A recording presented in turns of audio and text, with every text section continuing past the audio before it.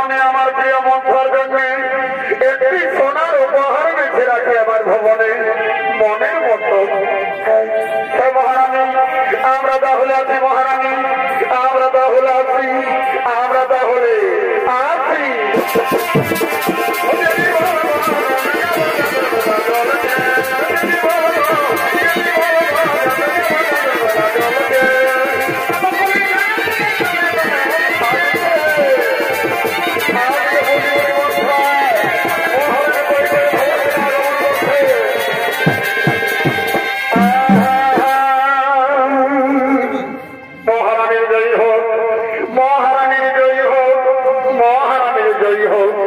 মহারানী কই কই তুমি শুনতে পাচ্ছ মহারানী? আজ অযোধ্যা নগরে কত নানা রঙের বাজ বাজনা বাজছে, কত আনন্দ উৎসব হচ্ছে। আমি শুনতে পাচ্ছি। তাই তো আনন্দের দিনে তোমার লাগি আমি একটি সোনার উপহার বেছে রাখেছি। আজ আমি নিজের হাতে তোমার গলায় পরিয়ে দিতে চাই। চলে যাচ্ছ পরিয়ে না হার আমাকে, যাতে তোমার খারাপ দিন আমার নিজের চোখে দেখতে না হই। পরে মন্ত্রায় একই যাতা বলছো রে মন্ত্রায়? হ্যাঁ আমি ঠিকই বলছি, তোমার বুদ্ধিতে সব ভ্রান্ত হয়ে গেছে। রাজা দশরথ রামকে রাজা করার কথা কখনো কি তোমাকে বলেছিল? না না, সে কথা বলেনি। এই জন্যই তো রাজা দশরথ কতদিন থেকে ষড়যন্ত্র করে রেখেছে। রাম যদি রাজা হয় তবে তোমার ছেলে ভরত হবে রামের দাস, আর তুমি হবে কৌশল্যার দাসী। বুঝলে রানী? না না, আমি কারো দাসী হব না, আমি কারো পা ধরব না। এই জন্যই তো বলি, জিতে নাও বাজি, পাল্টে দাও সময়ের ধারাকে। ওরে মন্ত্রায় তাহলে এখন আমি কি করি মন্ত্রা বলো না? ও রাস্তা কি আমাকেই বলে দিতে হবে? ওরে মন্ত্রায় তুমি ছাড়া কে আছে এখন আমার বলো না? তবে এদিকে বুঝলে ভাবি, রাজা মনে হয় ওই দিক থেকে আসবে। রাজার ব্যক্তি কোথায়? তুমি আমার কথার যেন ভুলে দিও না রানী, কথার যেন মনে থাকে। আমি বেড়াচ্ছি মহারানী, আমি বেড়াচ্ছি, আমি বেড়াচ্ছি, আমি বেড়াচ্ছি। বাবারে একটা বেড়ে বেটে হয়ে গেল বাপের কিনে। আমি বেড়াচ্ছি মহারানী, আমি বেড়াচ্ছি, আমি বেড়াচ্ছি, আমি বেড়াচ্ছি।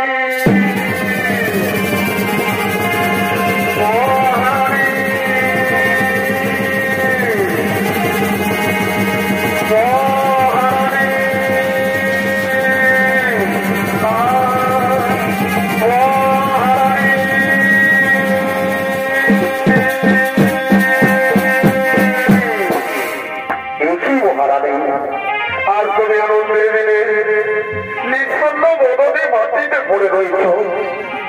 কি মহারানী, তুমি আমায় কথা বলছো না কেন? কি মহারানী, তুমি কি আমার প্রতি কোন রাগ করে রয়েছ? বলো মহারানী, আজ আনন্দের দিনে তোমাকে কি দিনে তুমি খুশি হলে মহারানী? এখনো পর্যন্ত তোমার পুরনো প্রতিশ্রুতি পূরণ করনি, আর নতুন করে কি চাইবো আমি? কোন পুরনো প্রতিশ্রুতি পূরণ করিনি রানী? ও দেখেছ, তাও ভুলে রয়েছ। আমাকেই কি মনে করে দিতে হবে? তবে শুনুন, যেদিন আপনি দেবাসুরের যুদ্ধে দেবরাজ ইন্দ্রকে সাহায্য করতে গিয়েছিলেন, সেই দিন আপনি দেবাসুরের যুদ্ধে অজ্ঞান মূর্ছিত অবস্থায় পড়েছিলেন। সেই দিনে আমার সেবা যত্নে খুশি হয়ে আপনি আমায় 2খানা বর দিতে চেয়েছিলেন মহারাজ। আজ আমার সেই 2খানা বরের খুবই প্রয়োজন হয়েছে। হে মহারানী, বলছেই তোমার 2খানা বর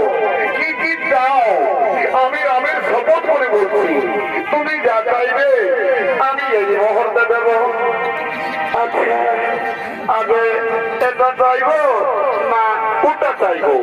যা ইচ্ছে যেটা চাইতে পারো। আচ্ছা আপনি বলুন।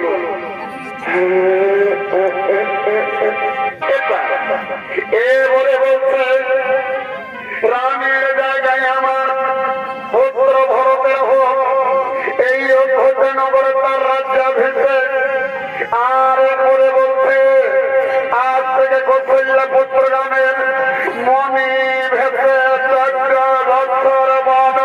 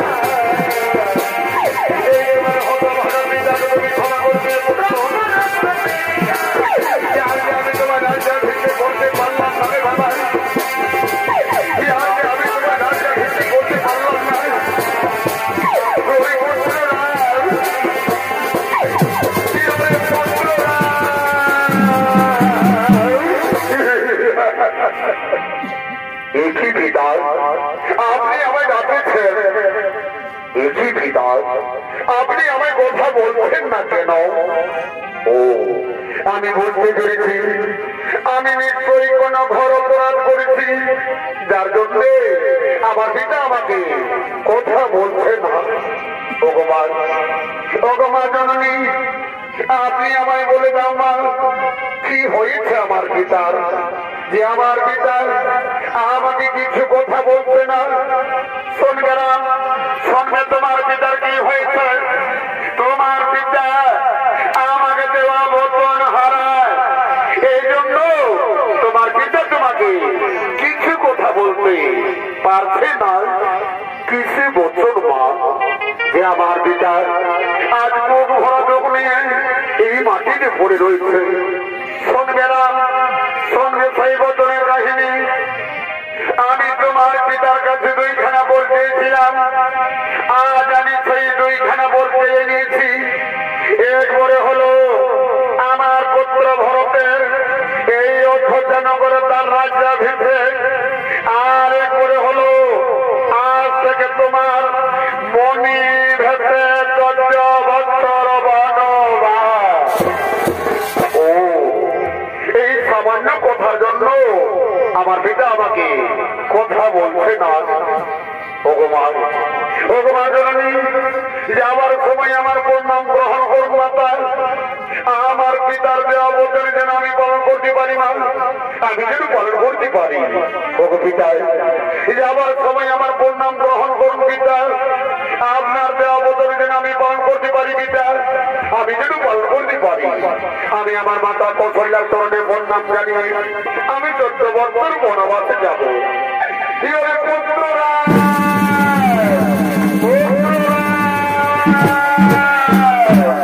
একটি পুত্র তুমি এখানে রয়েছ, আমি তোমার রাজ্যে সারা রাত জেগে বিষ্ণু বরণ করে তোমার রাজ্যাভিষেকের আগে আমি তোমায় মঙ্গল তিলক করে দিতে চাই পুত্র।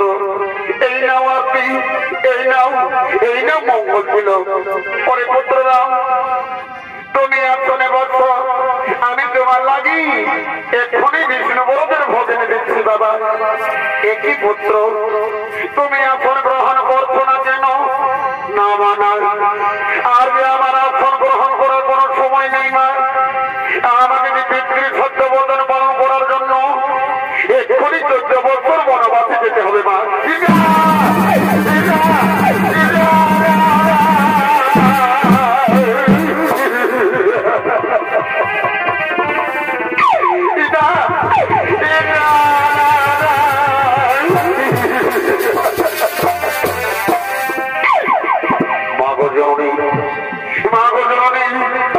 শাস্ত্রের নিয়মে বলে মা, পিতা স্বর্গপিতা ধর্মপিত হি ব্রহ্ম তপস, পিতারই বচন পালন করা একমাত্র পুত্রেরই ধর্মমান।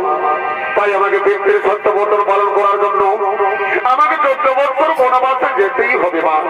তাই যাবার সময় তুমি কেঁদো না মা, যাবার সময় আর তুমি কেঁদো না। ও মা, কেঁদো না গো।